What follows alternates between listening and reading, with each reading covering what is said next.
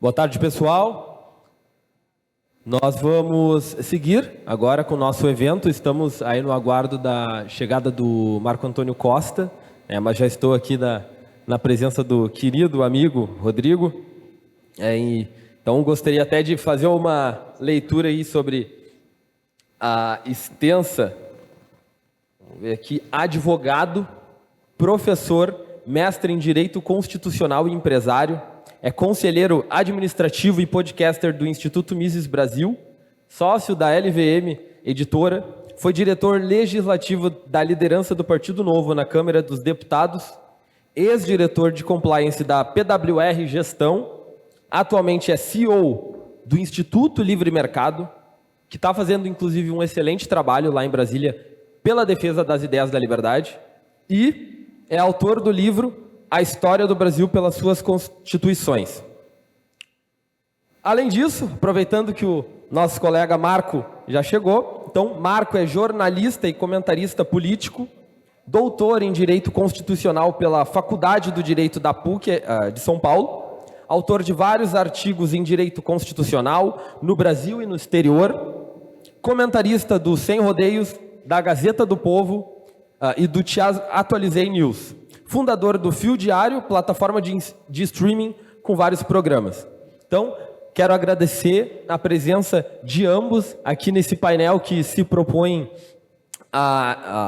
é extremamente importante para a temática que a gente trouxe para este evento, que é justamente uma pergunta sobre a nossa democracia, sobre a nossa atual situação democrática no Brasil. Eu gostaria já de iniciar trazendo essa pergunta para ambos. E a pergunta que provavelmente muitos de vocês já se fizeram em algum momento nesses últimos anos, em virtude de tudo que tem acontecido no nosso país. Que é uma pergunta bem simples, para deixar bem aberto para vocês desenrolarem. Nós hoje ainda vivemos numa democracia liberal? Eu vou fazer um pouco mais longo esse começo, se você me permitir, né? E o Léo me permitir, eu vou vir para cá para falar um pouquinho de vocês sobre o tema. Fizeram uma pergunta para mim, eu estava almoçando agora com queridos amigos, Hélio, Marco Antônio, e perguntaram para mim, você está otimista? Eu venho à Conferência Atlantos, desde a primeira Conferência Atlantos, quando Guilherme Besneira foi o primeiro presidente da instituição. Eu vi a primeira posse que vai acontecer hoje à noite, com o Guilherme Dado assumindo a presidência, com a Vitória Jardim sendo presidente do Instituto Atlantos, como depois eu fui à posse dela e tive a oportunidade de vê-la como presidente do Instituto de Estudos Empresariais. Isso aconteceu, Hélio Beltrão, em 2015, 2016. Nem nos meus melhores sonhos eu imaginava que Felipe Camozzato seria eleito vereador aqui no município de Porto Alegre. Em 2018, eu fui candidato também fui muito bem votado, mas no Ceará é um pouco mais difícil a situação, mas eu tive o privilégio de trabalhar com 8 deputados federais que nem nos meus melhores sonhos, quando eu comecei a viajar o país, né, muitas vezes com dinheiro do próprio bolso, muitas vezes, né, buscando e tentando abrir espaços onde não havia, nem nos meus melhores sonhos eu imaginei que eu seria o diretor legislativo da primeira bancada do Partido Novo na Câmara dos Deputados. Nem nos meus melhores sonhos. Isso em 2010. Imagine em 2015, quando foi fundado o Instituto Atlantis, nem dos melhores sonhos. Eu fui diretor de uma bancada fantástica. Agora voltei a ser diretor executivo do Instituto Livre Mercado, a partir de 2023. Nem dos meus melhores sonhos eu imaginei que eu teria 187 deputados federais e 27 senadores na bancada da liberdade no Congresso Nacional. Nem nos melhores sonhos. É muito ruim o que a gente está vivendo hoje. Eu concordo. Todos os abusos que estão falando, eu sou muito vocal nisso já há bastante tempo. Né? Nessa palestra que a Marise falou antes, eu estava falando, quando entraram aqui os ativistas em 2022, no primeiro fórum sobre isso, contando o histórico até 2022, Pedrão, do que havia acontecido naquele inquérito absurdo, equivocado, maligno, inconstitucional. Aí você pode usar todos os adjetivos possíveis de um ditador absurdo que acha que tem poder. E era engraçado, hoje eu vinha para cá, né? Aí ele assim, quem vigia o vigia? Eu pensei, Elon Musk. Né?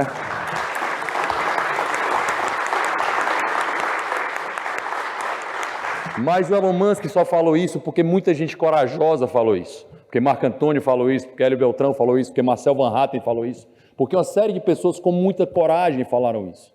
A história da humanidade é uma história de autocracias. Há pouquíssimos séculos em termos históricos, nada, pouco mais de 200 anos, nós vivemos um mundo em que se aceita que nós somos países que vivem numa democracia. Não numa democracia qualquer. Democracia é a ditadura da maioria, certo? Democracia é algo perigoso por si só. Mas uma democracia liberal, que acredita em vida, liberdade e propriedade, que acredita na defesa do indivíduo. Isso é muito novo em termos históricos. Muito novo. E essa novidade que permitiu que o liberal, como diria Ortega Gasset, essa coisa contra-intuitiva, que defendesse o mais fraco, que defendesse o menor, que defendesse as mulheres, os homossexuais, tudo aquilo que a esquerda finge defender, mas quem sempre defendeu, quem sempre se contrapôs ao autoritarismo foram os liberais. Sempre. Desde que essa ideia se tornou absolutamente popular, absolutamente necessária. Mas houve um ponto de virada aqui no Brasil. Houve um ponto de inflexão. Dom Pedro I, especial Dom Pedro II. Aqui no Brasil, a primeira grande vitória do movimento liberal brasileiro, o fim da escravidão. Aqui nessa geração do movimento liberal, uma vitória gigantesca que a gente valoriza pouco. Em vários países do mundo, aplicativos de transporte foram proibidos. Esse movimento aqui fez audiência pública no Brasil inteiro defendendo isso. Eu ajuizei a ação do Supremo e ganhei a ação do Supremo como advogado, das maiores vitórias como advogado que eu tive, foi nessa geração. Aí alguém me pergunta, por que você é otimista? Eu disse, eu não tenho inúmeros motivos para ser otimista. O fascismo, o comunismo e o nazismo voltaram, essa autocracia, Percival Pugina, grande, gigante, aqui do Rio Grande do Sul, eles voltaram com um novo nome, uma nova marca, um novo branding, mas é autocracia igual, é violência igual, é estrutura de poder igual, é aquilo que destrói a liberdade igual. A democracia, né, é engraçado isso, né? Quando Trump ganhou a eleição, em seguida nós tivemos a eleição do Macri na Argentina, em seguida nós tivemos a eleição do Bolsonaro aqui no Brasil, a democracia morreu. Notaram isso, né? Tem um livro famoso, né? Como as democracias morrem. É impressionante como a democracia morre só quando a direita ganha. E aqui uma virtude, os liberais finalmente no Brasil, e aqui eu falo por mim, deixaram de ter vergonha de dizer que eram de direita. Nós somos a direita do Brasil, você gostando ou não gostando, achando ruim ou achando bom. E nós temos um objetivo, que é um objetivo em paz, claro, mas que é ganhar poder. O objetivo da eleição, que alguém perguntou lá, vamos fazer o que eleição? Eleição é poder. Nós buscamos um espaço de poder, porque, enfim, se nós não tivermos o poder para conseguir parar e silenciar um ditador, a gente não consegue ter poder de mudar as atitudes, ou pelo menos de segurar atitudes ainda mais autoritárias para isso. Incrivelmente, em 2022, Marco Antônio, a democracia ressuscitou. Né? Um pouquinho, em 2021, né? Quando o Biden foi eleito ali em 2020, a democracia ressuscita. Aí depois ela ressuscita na Argentina, depois ela ressuscita no Brasil. Ela vai já morrer de novo, né? Porque o Milei ganhou, aí ela morre novamente, né? Trump vai ganhar de novo e provavelmente no Brasil nós vamos vencer. E eu afirmo hoje, nós vamos ter a maior vitória. Na verdade, a esquerda vai ter a maior derrota das eleições municipais da história desse país. Porque eu nunca vi esse Fórum da Liberdade tão lotado como há quase 15 anos eu venho aqui, eu nunca vi ele tão cheio. Exatamente.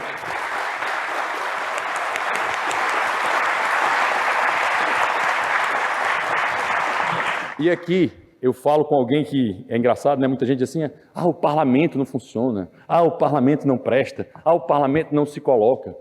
É incrível o que o parlamento tem feito. Incrível o que o parlamento tem feito. Meu Deus, Rodrigo, é sério? Eu trabalho lá todo dia, tá? Então, lugar de fala. Né? Para ser exato. Todos os dias é o meu trabalho, eu ganho dinheiro com isso. Hoje eu sou um nome moderno, até brinquei com o Léo, para ele me chamar de lobista do livre mercado, que é o meu trabalho hoje. Se descrever a minha função hoje, pode ficar claro, eu sou lobista do livre mercado, com muito orgulho. Porque é exatamente esse o papel da gente conseguir modificar isso. O Hélio brincou comigo porque ele sabe esse número, eu repito esse número, que eu falei, assim, só para ter uma noção, para vocês não responde.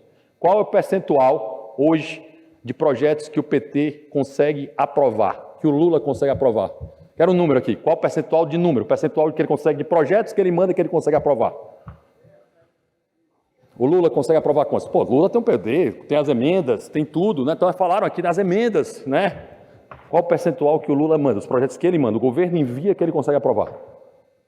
O número é 1 a cada 4. Só são 26%. 26%.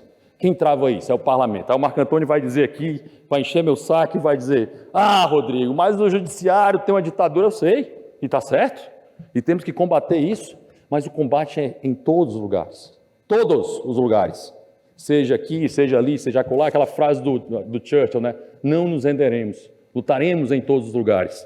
É interessante, eu vou mostrar aqui, só puder colocar na tela para mim. Puderem olhar para o lado, aqui não está vindo para frente aqui, ó. Se vocês puderem olhar para o lado, para vocês entenderem hoje, né? O Brasil cresce a 2%. 2%, em média. O mundo cresce a 3,5%. Há 20 anos. O principal problema do Brasil se chama de produtividade. Por incrível que pareça, não é o Supremo Tribunal Federal. Né? É produtividade. Quanto mais rico o país é, mais próspero é, melhor a condição do mais pobre, mais ele vive. Essa é a condição. Mas o problema do Supremo é muito grande, eu vou falar sobre ele. O Marco Antônio vai brigar comigo e eu vou falar sobre ele. Fiquem tranquilos, eu já falei sobre ele várias vezes e continuei falando. Mas hoje, só 26% o PT aprova. Esse é um caminho aqui, ó. Essa aqui é o Instituto Livre Mercado e a Frente Parlamentar do Livre Mercado, que eu falei, 187 deputados e 27 senadores. É a primeira vez na história que o movimento liberal está em todas as pontas com muita força. Seja na formação dos meus amigos aqui, João e George, com o JL, que está desde o ensino médio, fazendo a mudança de cada ponto. Eu conheço esse movimento liberal profundamente, eu participo dele, estou à disposição dele, certo? Até o trabalho para ganhar a Uni, e vão ganhar. E vão ganhar. Tem um trabalho brilhante, cadê o Yuri Quadros? Yuri saiu, não está mais aqui. O Yuri estava aqui pela manhã. O trabalho que o Yuri faz no SFL é espetacular, espetacular, que formou ao JL. Sem ele não haveria o JL. E nós temos ali o Lola, que faz um trabalho espetacular com as mulheres, lindo, fantástico. Nós temos aqui o pai do movimento liberal brasileiro, dessa terceira geração, que é o Instituto Mises Brasil, aqui uma salva de palmas ao meu irmão Olho Beltrão, que faz um trabalho genial há tanto tempo. E se não fosse pelo trabalho dele, eu não teria o irmão que eu tenho e eu não estaria aqui, porque foi exatamente lendo a história de Mises, os livros de Mises, a visão de Hayek, que me permitiu defender as ideias de liberdade. É para sair daqui com esperança, sim. Hoje, aqui eu finalizo o meu ponto, nós passamos a ter um ponto de virada. Primeiro porque a gente começa a trabalhar em cada ponto desse no parlamento para aprovar e para fazer o Brasil andar. Já aprovamos, não dá para ver direito, mas tem 3 projetos aprovados aí que nós conseguimos aprovar. 3. Vamos aprovar muito mais. Se a gente aprovar todos, a gente sai de 124 na posição do ranking de liberdade econômica e vai para 68. Ah, Rodrigo, é muito pouco. Sempre vai ser muito pouco, pessoal. A briga é imparável. Imparável. Não existe um momento que vai ter assim, ganhamos. Toda vida que o movimento liberal brasileiro pensou assim, ganhamos, nós perdemos. Não existe momento de vitória, porque não existe momento de parar de lutar. Não existe esse momento e nenhum momento disso. Para finalizar, meu último ponto, antes de eu ir para a discussão com meu querido amigo Marco Antônio, e nós vamos para o debate franco, fique tranquilo, eu só queria que as pessoas saíssem daqui empolgadas com o que nós temos para fazer, e temos muito a fazer, é que pela primeira vez hoje nós temos um ponto de inflexão. Hoje começou meu dia, eu comecei meu dia muito feliz, quando alguém perguntou assim, por que você está censurando tanto? Mas quem perguntou isso não foi alguém qualquer. Quem perguntou foi o John Galt da nossa geração. Quem perguntou isso foi Elon Musk. E na hora que ele faz essa pergunta, ele começa a dizer ao mundo, no Brasil, nós vivemos uma ditadura judiciária e ela precisa acabar. E agora começa o meu debate com o Marco Antônio. Obrigado.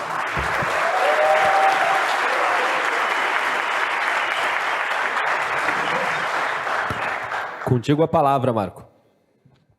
Alô, alô, alô. Boa tarde, pessoal. Depois do almoço dá aquela, baixada na pressão, mas eu estou empolgado de estar aqui com o Rodrigo, com vocês.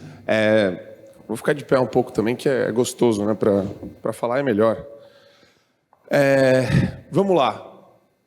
Que delícia estar com vocês aqui. Foi fantástico ontem o Fórum da Liberdade. Eu cheguei ontem, queria ter visto também o dia anterior.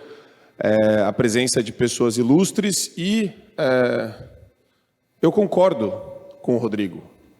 As lutas são concomitantes, mas eu acho que existe uma hierarquia de valores. Existe uma hierarquia de valores. Liberdade de expressão e de imprensa está no cume dessa pirâmide hierárquica. E o nosso papel como comunicador, ele como articulador também, no meio político, como um lobista do livre mercado, é, hoje, mais do que nunca, pressionar algumas figurinhas ilustres que estão perto dele, inclusive. Marcos Pontes. Já ouviram falar do astronauta? Vocês sabiam que ele é senador pelo estado de São Paulo?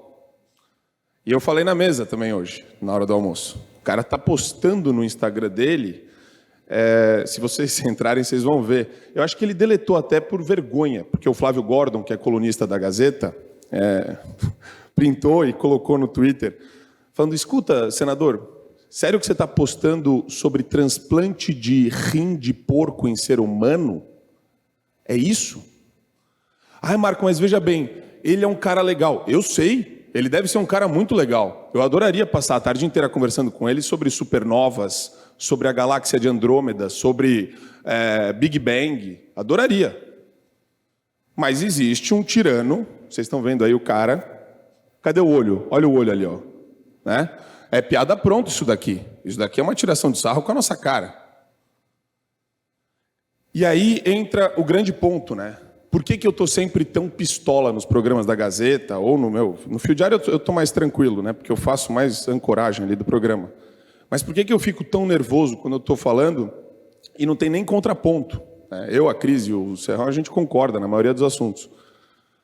Porque eu acho que as pessoas não podem perder a capacidade de se indignar e não podem se cansar, né, de tudo isso que está acontecendo, porque é cansativo. Quantas vezes vocês ouviram o nome do Alexandre de Moraes entre ontem e hoje? Né? Tem gente aqui que está sonhando com o cara. Você dorme, você sonha com o Alexandre de Moraes. Aí podem ter sonhos terríveis, pesadelos.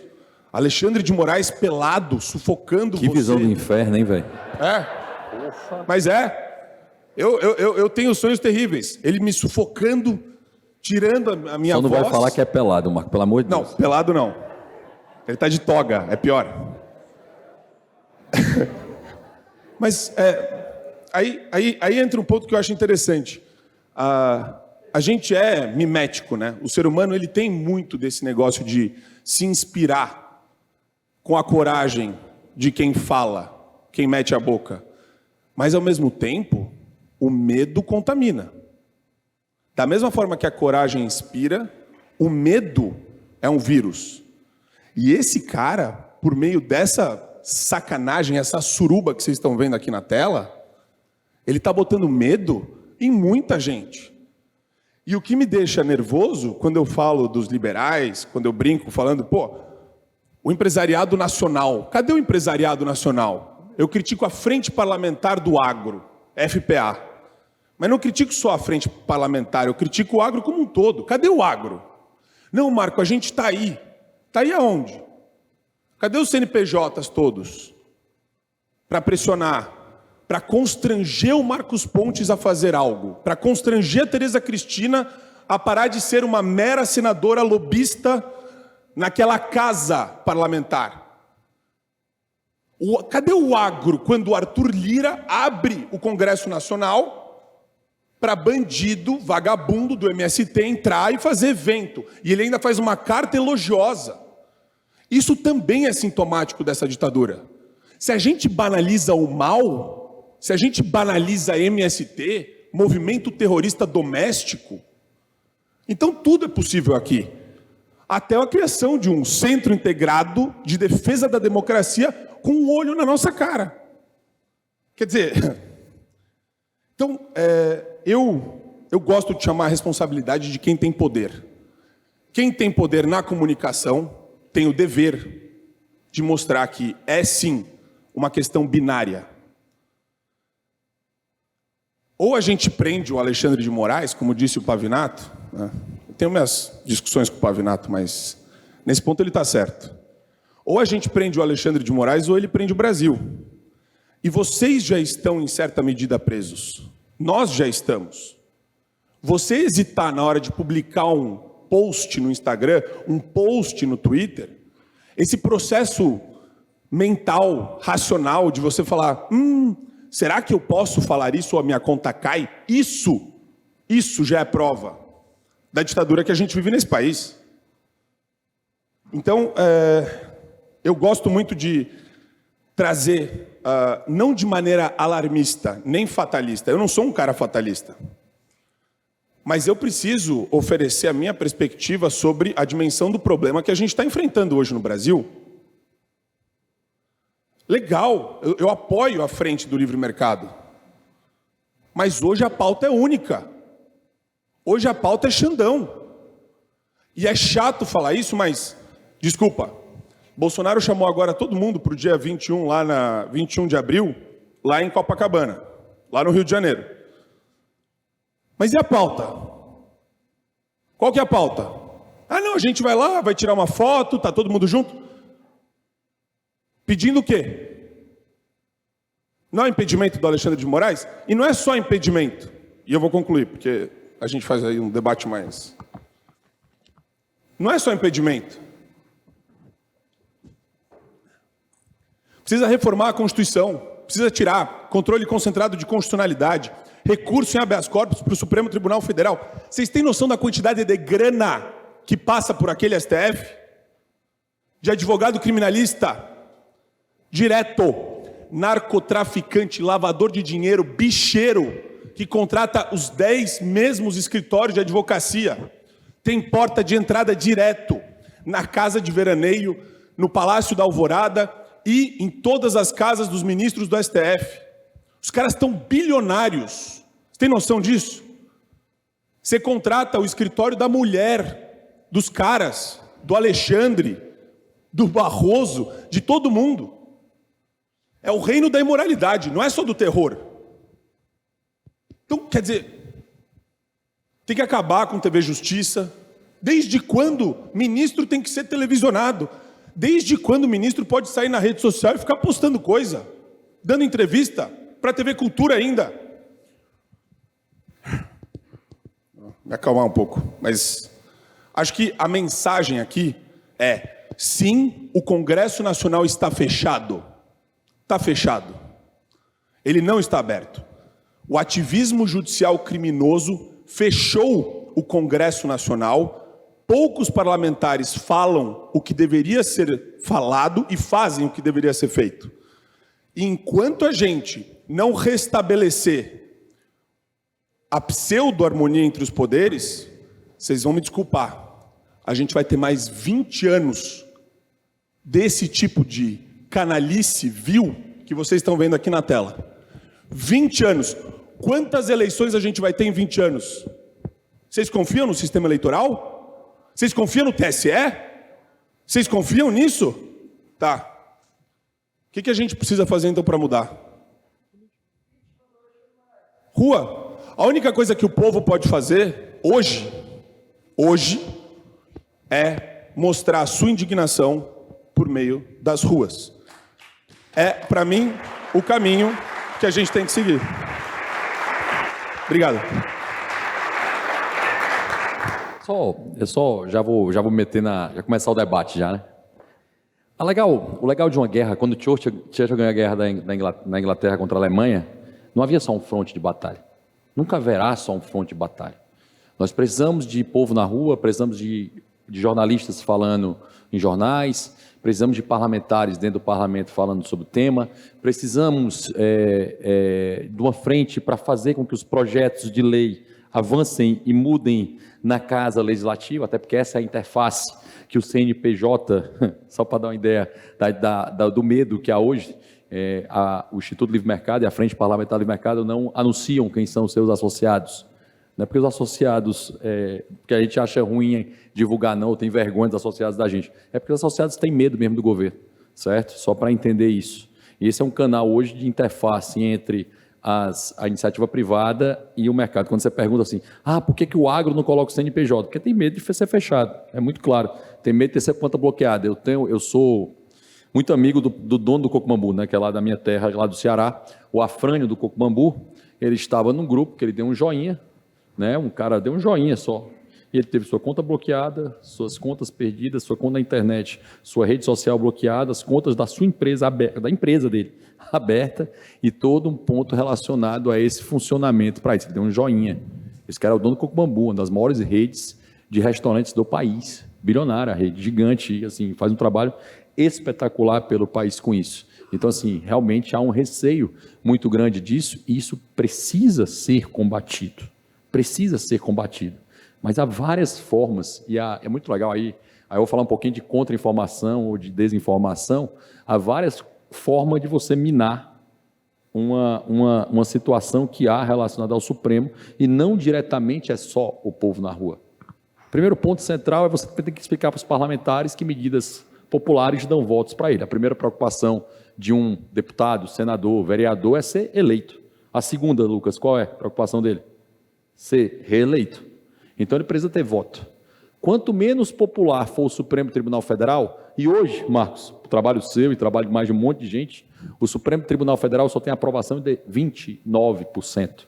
É a pior da história do Supremo Tribunal Federal. Se eu baixo a popularidade do Supremo Tribunal Federal, o que é que torna popular?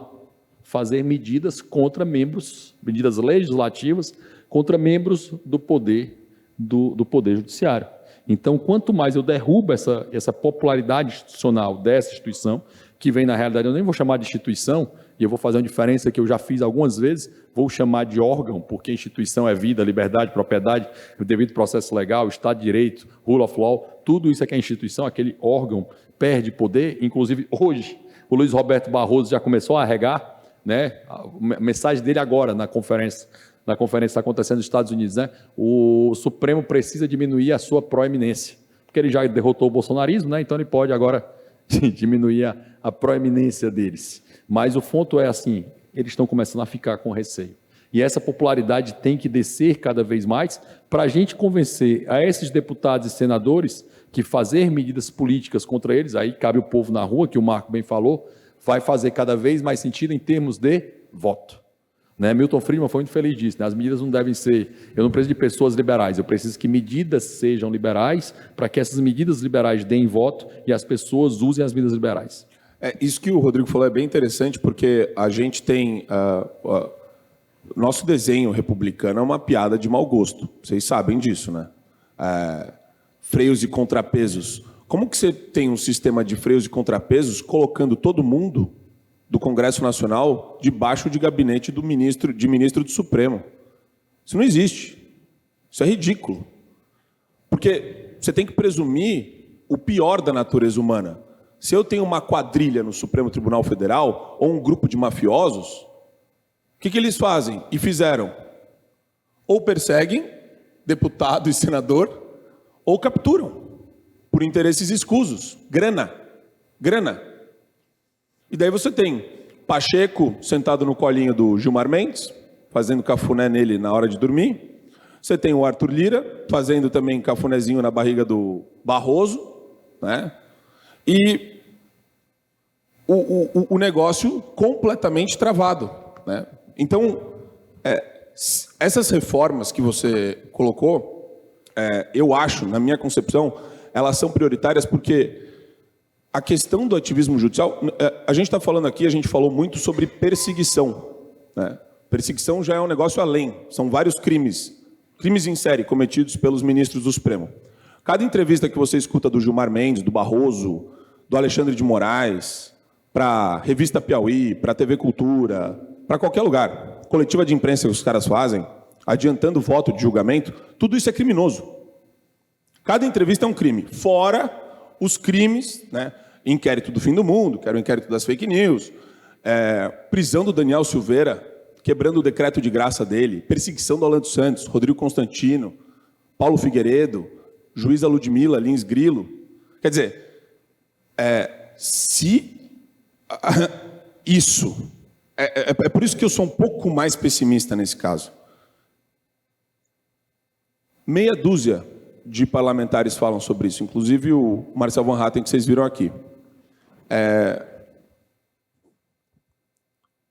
Dá para falar que está mudando? Dá para confiar nesse discurso do Barroso no Brasil Conference do lado do Luciano Huck?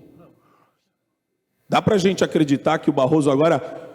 eu bebi da fonte do poder absoluto. A história nos ensina que todo mundo que bebeu da fonte do poder absoluto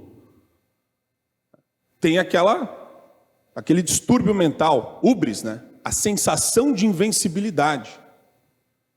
Tudo que o Barroso falou até ontem, na verdade, é pró-ativismo. Os caras determinam política pública de segurança no Rio de Janeiro. Você sabia que na DPF, que está no Supremo, sobre o Rio de Janeiro, sobre os policiais poderem ou não subir no morro, eles colocaram que a polícia é tão racista, tem que fazer um curso de reciclagem racial agora. A Polícia Militar, o BOP. Quem determinou isso foi o Fachin. Quem provocou o Fachin? PSOL, PT. Quais ações do controle concentrado passam no Supremo Tribunal Federal? Tudo que perde no parlamento, todas as votações que a gente perde, que eles perdem no parlamento, eles revertem no Supremo Tribunal Federal. Então, assim, eu não consigo enxergar eu não consigo ser otimista quando você tem, ao mesmo tempo, e eu concluo agora, e até provoco o Marinho nesse quesito, uma máquina de lavagem cerebral. Globo, CNN, todos os meios de comunicação que chegam em milhões de brasileiros. O Hélio Beltrão está aqui para ser o nosso infiltrado da CNN. Mas desculpa, eu falei para ele, eu ligo na CNN às 9 da manhã, Deus me livre, mas me dá azia na hora. Só que eu tenho que fazer isso por dever de ofício. Eu tenho que assistir aquelas mulheres lá falando uns absurdos para recortar e jogar no meu programa. Mas não existe Twitter Files. Não existe o escândalo do Twitter Files. E vocês estão aqui hoje no Atlantos, e muita gente estava no Fórum da Liberdade, e eu acho sensacional que está crescendo. Mas a Globo ainda fala com dezenas de milhões de brasileiros. A nossa luta é completamente assimétrica. A imprensa tem 97%, 98% dos meios de comunicação enviesados, completamente capturados. Só no ano passado, o Lula colocou na Rede Globo de televisão quase 150 milhões de reais. Então, é importante, Marinho, e eu acho que se a gente não gritar, se mobilizar e fazer essas manifestações acontecerem com pauta única agora, eu não consigo ver o sistema se reorganizando organicamente sem pressão popular. Marco, até pela minha natureza, eu nunca vou ser um cara de pauta única. Eu sempre terei muita dificuldade de ter pauta única. Eu entendo a lógica de liberdade de expressão, sem liberdade de expressão não há livre mercado, eu entendo isso. Né? Isso é o básico de qualquer coisa, se eu não puder falar, defender, eu vou ter um problema relacionado a isso. Ou seja, tem uma premissa, de fato tem uma importância bem grande. Reforma tributária é importante, pessoal? Reforma tributária é importante, né? Se a gente deixar de lado e ficar olhando só para eu não estou excluindo. Mas é isso que eu estou falando. Não dá para dizer que é pauta única. Por exemplo, pauta única significa que todas as outras pautas não são importantes. Então, o que eu estou dizendo é só isso. Isso é a ideia de pauta única. Então, não pode ser pauta única. Nós temos que brigar em todos os lugares, pessoal. Agora nós lideramos esse processo nas frentes parlamentares. O Lucas aqui que citou o meu conselheiro lá no Instituto Livre Mercado.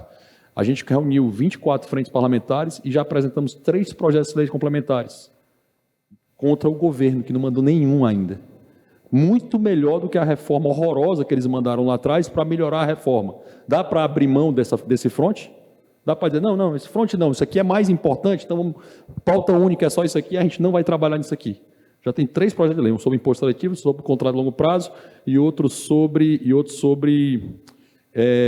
o 29, 33 e 35, não vou lembrar qual, cesta básica. Já mandamos 3 agora, certo? Para isso, vão vir mais 15. O governo não mandou nenhum ainda. Nós conseguimos fazer isso, vamos pautar a discussão baseado nisso. Projetos que foram distribuídos ontem. Então a gente vai começar a pautar essa discussão todinha. Mas o seu fronte está indo bem. Só terminar, entenda, nem esse fronte, nosso aqui, esse fronte é o ponto. Esse fronte era 0. Eu vou dar um exemplo como esse fronte poderia ser pior. PL 2630/2023. PL 2630/2023, se fosse aprovada, a situação estava pior ou melhor do que hoje? Se tiver, não, eu vou perguntar. Se o PL 2630 tivesse aprovado, estava pior ou melhor do que está hoje? Então, nós conseguimos derrubar isso. Existe um trabalho sendo feito. Existe um trabalho violento sendo feito. E quando ela diz, isso é para enlouquecer o Marco, está ficando doido aqui. É que eu estou achando muito otimista. Não é muito otimista. É porque, o fato de não ter piorado muito não quer dizer que a gente está indo bem. Mas é o ponto, pessoal. Não é que eu estou... E vírgula, eu também não acho que a gente está indo bem na reforma tributária completamente, porque a PEC é horrorosa. Sim. Eu também não acho que a gente está indo bem... não dá para consertar a PEC, mas dá para tentar fazer o próximo passo. Assim, nosso ranking de liberdade econômica é ridículo, eu não acho que a gente está indo bem. É o nosso trabalho entender que nós vamos ter gente para trabalhar em cada passo. O meu ponto central não pode ser pauta única. Não deve ser pauta Deus única. me livre. É esse o meu ponto. É só esse o meu ponto. Você tinha falado de pauta única, eu estou enchendo o saco dele da pauta única e eu estou dizendo que tem que brigar em todas as pautas. Não. Vamos trabalhar um pouco a semântica aqui. A pauta única nunca vai excluir as demais pautas. Agora, os mudinhos, as pessoas que ignoram o tamanho da treta que a gente está enfrentando de cara, entendeu? Elas conviver com tirano. Vocês gostam de conviver com abusador? Vocês gostam de normalizar a existência de abusador aqui? Ninguém gosta disso. Então, quer dizer, André Mendonça, vocês sabiam que o André Mendonça, lembram do terrivelmente evangélico que o Bolsonaro colocou lá? Quando eu falo pauta única, é o seguinte, acorda, irmão. Todo mundo, pelo menos durante algum período, todos falarem a mesma coisa em bloco, em uníssono. Luciano Hang está sem rede social até hoje. O problema de não assumir a pauta única, pelo menos por um lapso temporal, é que a gente fica preso nesse negócio. Vamos falar da reforma tributária, mas dá uma semana para a gente só falar sobre o Alexandre de Moraes. André Mendonça não existe, é um covarde, é uma cadela do Alexandre de Moraes. Cássio Nunes idem. Ai, eu discordo do Alexandre, eu vou dar 1 ano de prisão, 2 anos, para os criminosos que queriam abolir violentamente o Estado Democrático de Direito do 8 de janeiro. Eu vou votar pela quebra do decreto de graça do Daniel Silveira. Que é isso? Que palhaçada é essa? Então, quer dizer, de novo, o Rodrigo sabe da luta e sabe da importância do tema. A Tereza Cristina, me perdoem a expressão, porque eu não gosto de ser chucro, mas ela está cagando para isso. E você tem contato com ela. Você conhece ela. Então a galera do livre mercado tem que colocar isso na pauta deles. É isso que eu estou falando. Tem que trazer. Eu não quero fazer essa cisão de pautas. Faz parte, sim, e como você muito bem disse, sem liberdade de expressão, esquece o resto. Não, eu tô ok com isso. O meu ponto central para tornar entender tudo isso aí. Eu participei, eu vou fazer a minha advocacia desse tema, né? Quem me conhece dentro do direito, do meio jurídico, eu acho que eu sou o advogado que mais bateu aqui. O Pedro está nessa mesma seara que eu. Eu fui o cara que estava lá na audiência pública com o Rui Falcão convidando para falar na CCJ para dar porrada nisso.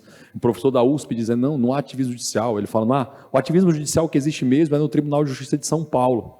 Eu disse, não, amigo. O ativismo judicial mesmo aconteceu com o Sérgio Moro. Só que o Sérgio Moro tinha um recurso para o TRF da 4ª Região, o recurso para o STJ, o recurso para o STF. Caramba, de quem se recorre contra esses absurdos cometidos pelo Supremo Tribunal Federal? Rui Barbosa foi feliz demais nessa frase. A pior ditadura que existe é a ditadura do judiciário. Contra ela não há quem se recorrer. Mas há quem se recorrer. Por incrível que pareça, há um Senado Federal a ser feito para isso. Mas, sendo sincero, nós hoje não temos número para fazer impeachment no Senado Federal. Desculpa, é uma realidade hoje. Não há número para fazer impeachment para lá. Nosso papel é empurrar essa medida para que esse órgão Supremo Tribunal Federal caia em popularidade no espectro político das pessoas. A pergunta eu acho que o Edil queria fazer da turba, da massa, assim, a massa precisa entender que isso não presta. Aí você diz, nós temos 53, sei lá, a Globo recebeu tantos milhões. A maioria das pessoas aqui, eu só ligo a Globo para ver o Fortaleza jogar, que por sinal vai ganhar hoje o Campeonato Cearense contra o Ceará, se Deus quiser. Tá certo? 4h40 tem Fortaleza e Ceará, e eu espero que o meu time seja campeão cearense pela 6ª vez seguida. Ex-campeão, eu acho que só o Inter vai... Também tem agora, né? Vixe. Quem vai ser ex-campeão agora? Vixe, é o Grêmio, né? Os colorados estão tristes pra caramba aqui. Tá? Nessa visão, assim, a gente precisa entender qual a estratégia a fazer. Há uma estratégia a ser feita. Né? Não adianta eu chegar na Tereza Cristina e dizer, porra, sua moça aqui, você precisa votar contra esse negócio. Não adianta, certo? Como não? Não, calma, deixa eu terminar o meu ponto. Sim. Qual a estratégia da gente fazer isso? Existe uma estratégia, e aí os comunistas são felizes demais na visão dele, desinformação e contra-informação. É absurdo o que os caras já estudaram sobre isso. Absurdo. E nós somos meninos nisso, nós somos moleque nisso aí, né? Como diz meu filho, não é moleque, desculpa, pai, eu errei, fui moleque. É mais ou menos essa forma que a gente se coloca hoje. Nós não entendemos contra-informação. Nós não entendemos desinformação.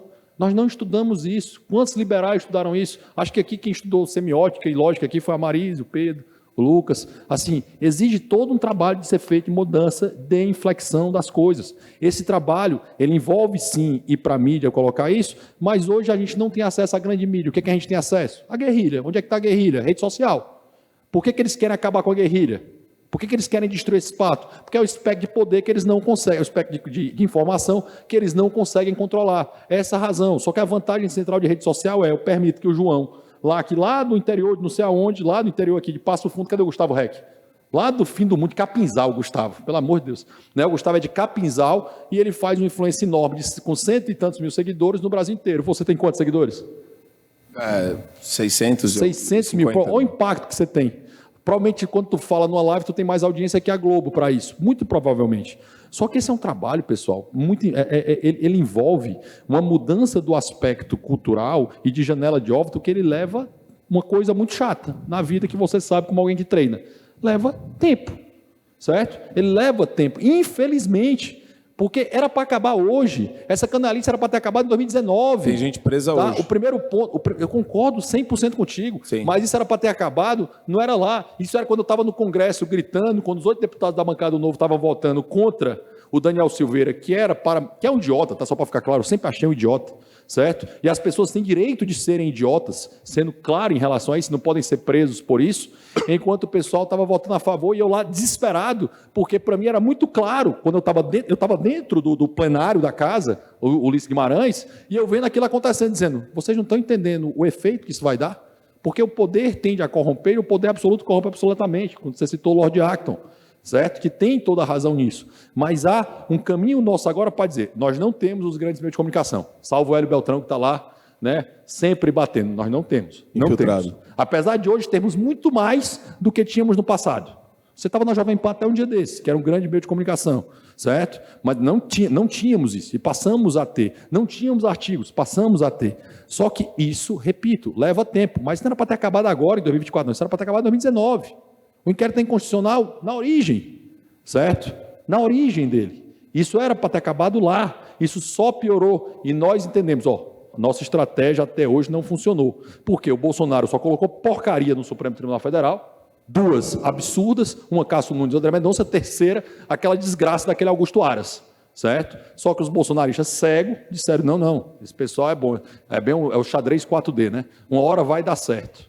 Certo? E não é assim, eu acho que a gente tem que entender assim, qual é a estratégia a ser feita para a popularidade do Supremo tem que cair de 29 para 19, para 9, para 0, aí você vai ver a pressão popular para isso, porque depois que vira o ponto de inflexão, as pessoas querem que as coisas aconteçam imediatamente, mas isso envolve uma inteligência que envolve rua, que envolve uma boa estratégia de comunicação, que envolve primeiro você não gritar a galinha gritando show e trazer as pessoas para o seu embate para que a gente consiga virar isso. Gritando o quê? Desculpa. Não dá, é porque lá no Ceará tem uma expressão que é assim, eu não posso chamar a galinha gritando show, porque a galinha tem que vir. Entendi. Boa. Então a gente concorda, acho que no final do dia a gente concorda, só que eu gosto de ser mais diretão, né?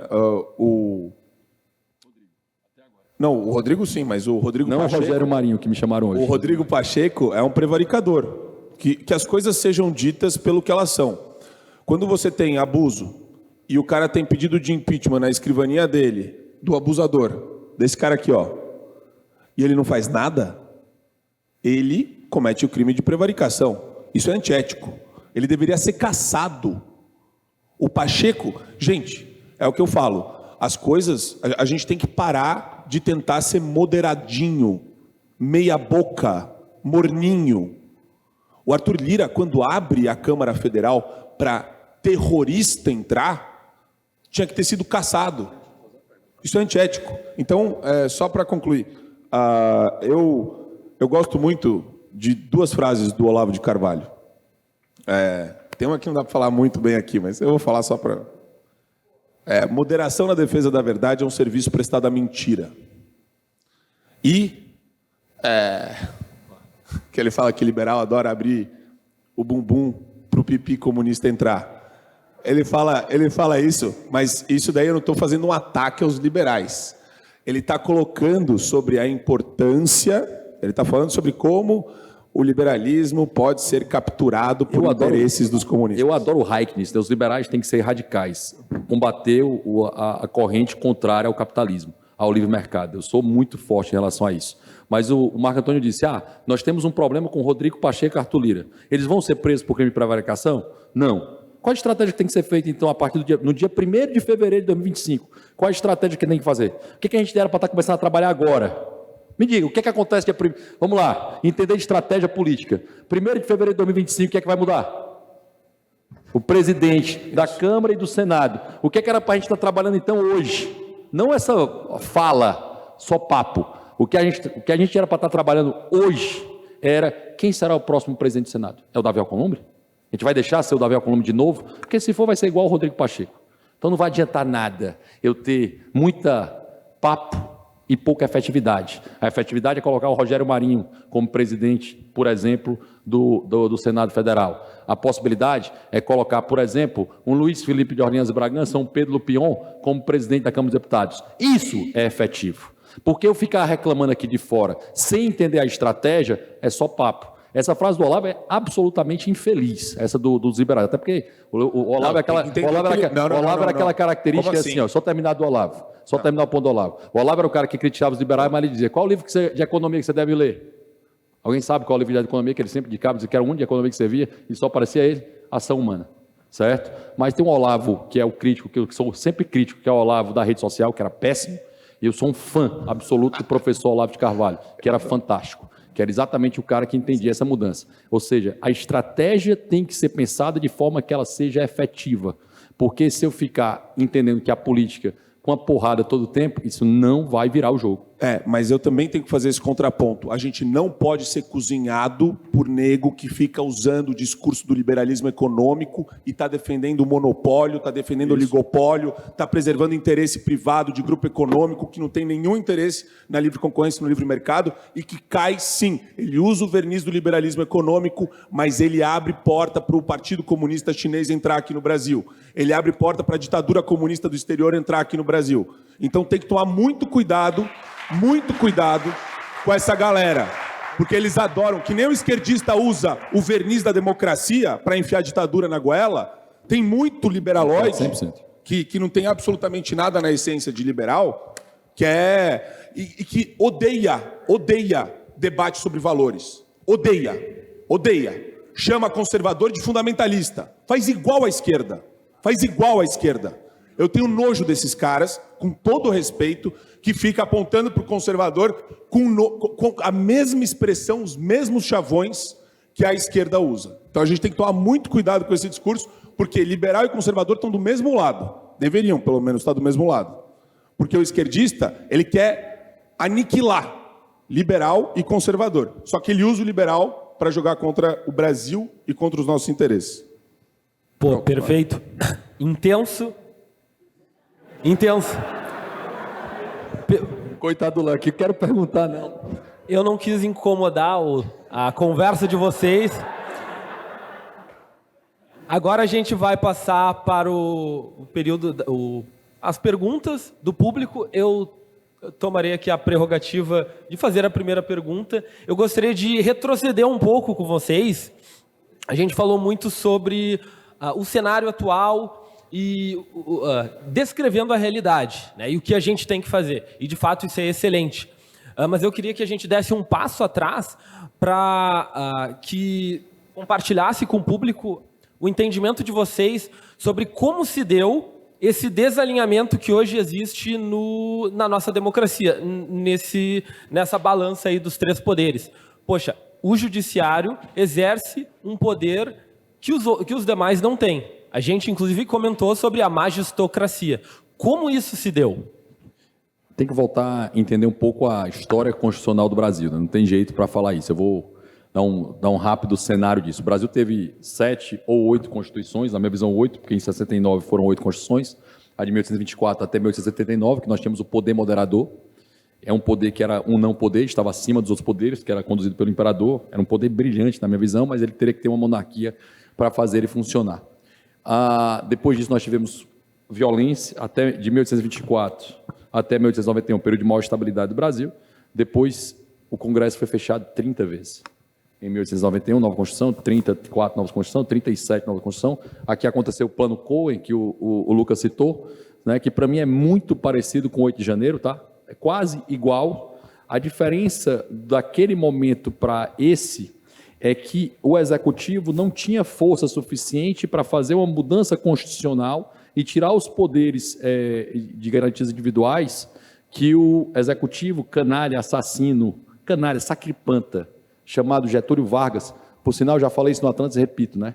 Obrigado por finalmente exportarem o Marcel Van Hatten, tá? Demorou, né? Porque a história de exportação gaúcha é ruim para o resto do Brasil, né? Bem ruim. A começar pelo pior deles, Getúlio Vargas, vai ser voltar um pouquinho, Júlio de Castilhos e Borges de Medeiros, que causaram, com o seu positivismo absurdo e nojento, que causaram um golpe da República lá em É triste andar na Avenida Borges de Medeiros aqui, eu sempre fico, né, me dói, porque para mim é um grande canalha para o Brasil. Né? Aí vocês exportaram para o Rio, né? Assim, não satisfeito de ficar aqui no Rio Grande do Sul, mandaram para o Rio, o Brizola, certo? Mas, finalmente, depois de Maria do Rosário, Paulo Pimenta, vocês exportaram o Marcel Van Hatten. Isso está compensando muito, certo? É uma honra trabalhar com o Marcel Van Hatten e ver o Marcel Van Hatten atuando. Mas toda essa história brasileira, ela vai se distorcendo em 2019, quando você chega, a Lava Jato, ela vai chegando, né? Ela chega, aí finalmente se descobre que não era só o Executivo e o Legislativo, né, que tinham causado corrupção, né? Descobriram que chegou no judiciário. O amigo do amigo do... Aí quando chegou no amigo do meu pai, disse, opa, agora não presta mais a operação. Agora a operação não mais funciona.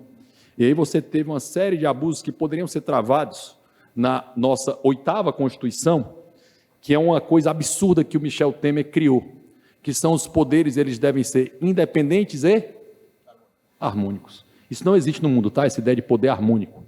Os poderes devem ser independentes, devem quebrar o cacete em relação a eles, tá? Para trazer isso. Esses poderes independentes, a Marisa quer dar uma palestra, ela já palestrou, não vou dar palavra para ela não. Estou sacaneando contigo. Muito rápido. Estou sacaneando contigo. Os poderes são independentes. Quando esses poderes independentes, eles se tornam harmônicos, aí vira a esculhambação que exige hoje. Porque a graça é que esses poderes independentes façam pesos e contrapesos, mas quando eles se harmonizam, isso é um problema. Isso é um problema de Brasília também, tá? É muito perto. Sim. É muito perto. É atravessar uma rua, pessoal, ir para os poderes. As casas do presidente do Senado e da Câmara, elas são coladas uma na outra. É muito perigoso isso, entendeu? Então você tem um problema dessa harmonização de poderes que gera uma série de disfunções, Léo, exatamente para a realidade do país. Então a base é essa, o problema é constitucional, o problema é de estrutura, o problema é de longevidade e o problema da Constituição, que nós vemos hoje, que é uma Constituição completamente absurda. Mas, repito, é melhor com ela do que sem ela. Mas ela foi revogada, tá, pessoal? 182 vezes. Ela foi revogada por ele, 250 artigos, uma das constituições mais prolixas do mundo, perde para a Índia só. Uma porcaria, tem 78 incisos, consegue relativizar o direito de propriedade. Olha isso, olha que lixo. Função social da propriedade, está lá. Função social. E, para responder bem objetivamente sua pergunta, cara, olha, a gente pegou o sistema de controle de constitucionalidade austríaco, o americano, juntou os dois e deu de presente para o Supremo.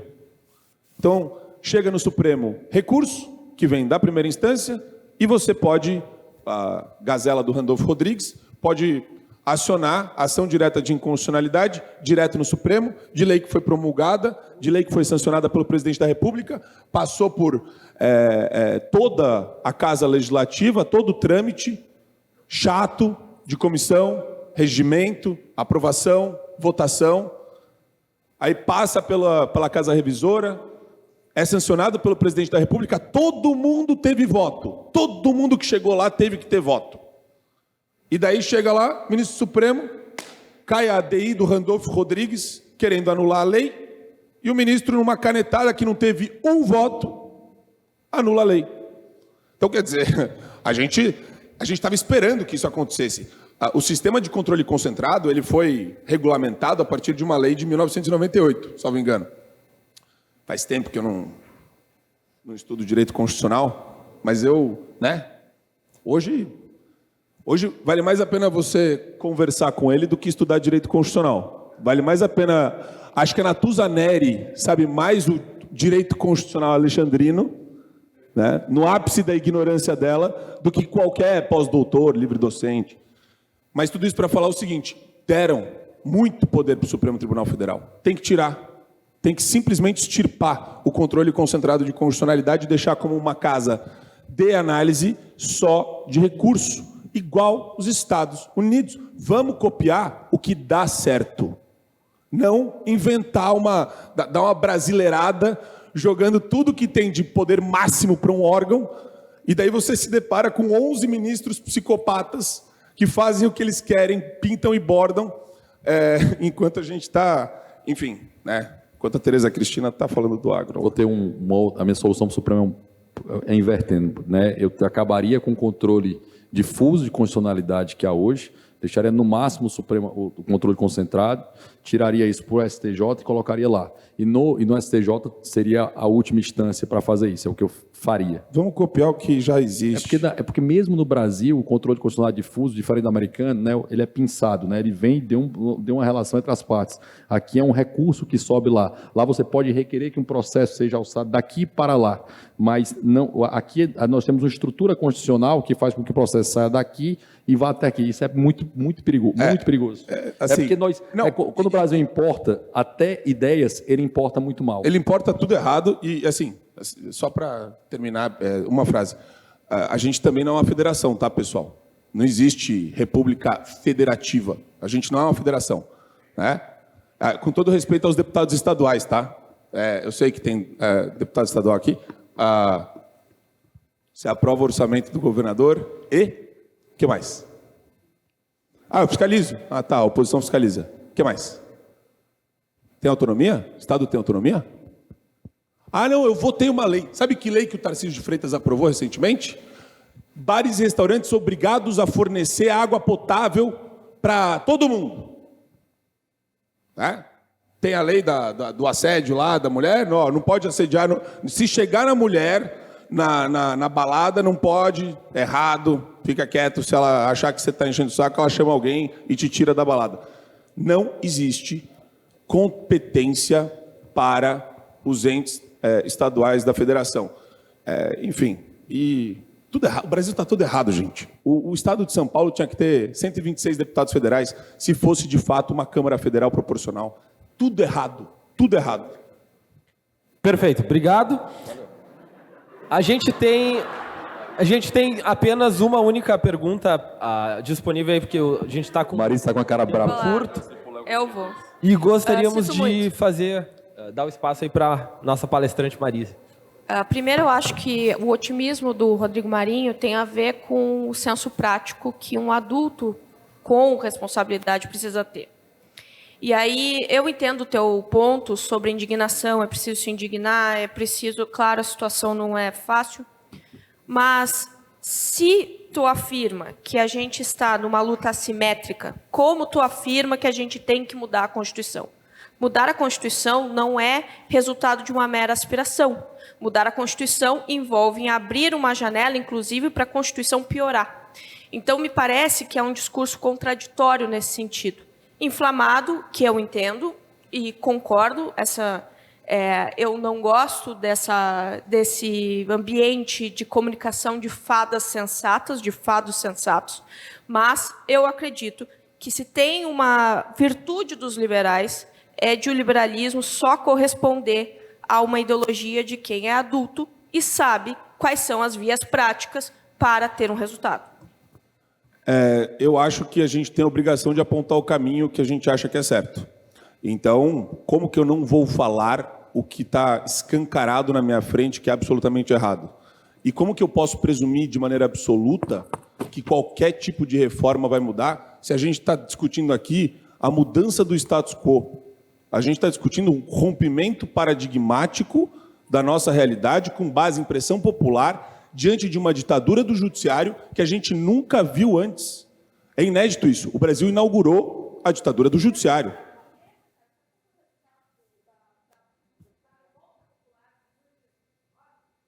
Não, tudo bem, mas...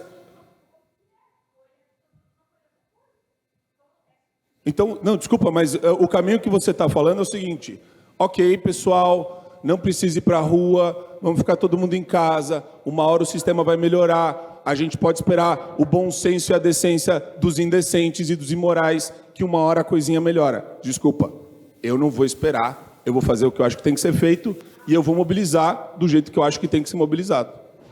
A mobilização... Eu acho que assim, só para finalizar esse meu ponto, o Léo está olhando para a gente, eu acho, já dizendo que está Finaliza aí, Rodrigo, acabando, e o pessoal deve estar já cobrando o Léo aqui fortemente, mas basicamente a minha ideia é a seguinte: a mobilização popular ela serve para a gente conseguir atingir um fim. Qual é o nosso fim em democracia representativa? Qual é o nosso fim em democracia representativa? Não tem jeito. Se a gente está na democracia, nós precisamos eleger pessoas. A gente precisa ter maioria. Quanto a maioria para ter uma maioria de mudança constitucional? 3/5 da Câmara, 3/5 do Senado. É isso que nós precisamos para fazer uma mudança constitucional. Então, essa mudança envolve, primeiro, conseguir ter força parlamentar para fazer o impeachment do cara. Então, a gente tem que ter pressão popular para isso. Depois dessa força parlamentar, Marisa, está dando para ouvir daqui, Marisa. Depois da força parlamentar, a gente consegue dar o próximo passo para conseguir fazer a mudança em relação à democracia, que você tem isso aí, que é eleger gente para isso. Estou ouvindo o Fux ali que vai dizer que o grande problema do país, na verdade, é a moeda. Certo? Vou colocar aqui, ele diz que o único problema é esse. E sempre é o monopólio da força, né? Não tem jeito, sempre será.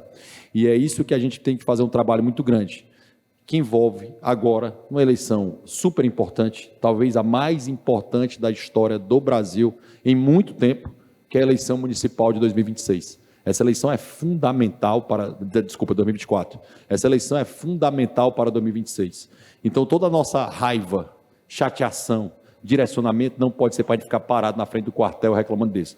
Toda a nossa força, nossa indignação, ela tem se direcionado para eleger vereadores e prefeitos. 100% da nossa indignação é essa. 1000%. E isso não impacta e não impede a possibilidade da gente se manifestar fortemente contra o Alexandre de Moraes, de ir para a rua e brigar fortemente contra ele. Na verdade, as coisas são um somatório.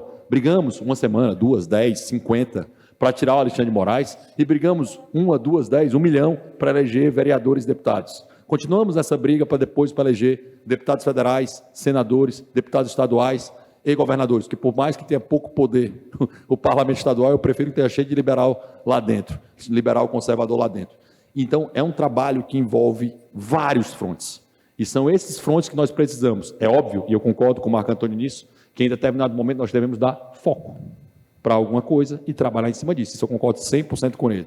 Eu só não concordo com a ideia que ele falou, até que não era a intenção, da pauta única. Mas eu repito, e eu preocupado e com muita vontade e esperança, e entendendo o jogo, como pode ser jogado, nós temos uma oportunidade imensa, uma janela de oportunidade imensa, de dar a maior derrota eleitoral da história da esquerda brasileira, e aí depende de cada um de vocês.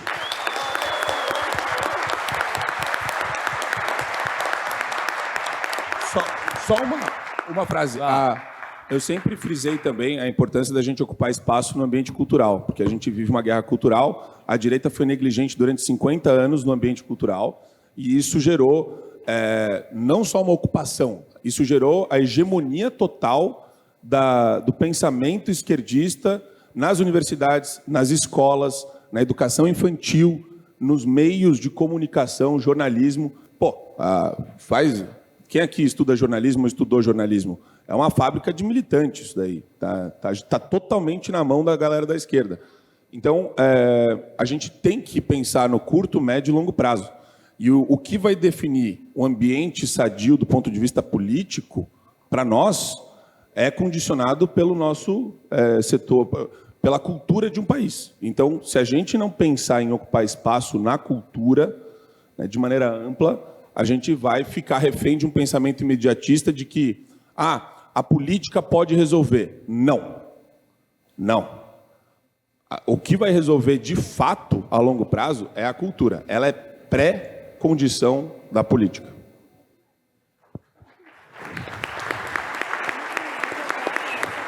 Então, muitíssimo obrigado, Marcos, Rodrigo, foi um painel excelente. Eu gostaria de, mais uma vez, pedir uma salva de palmas para os painelistas.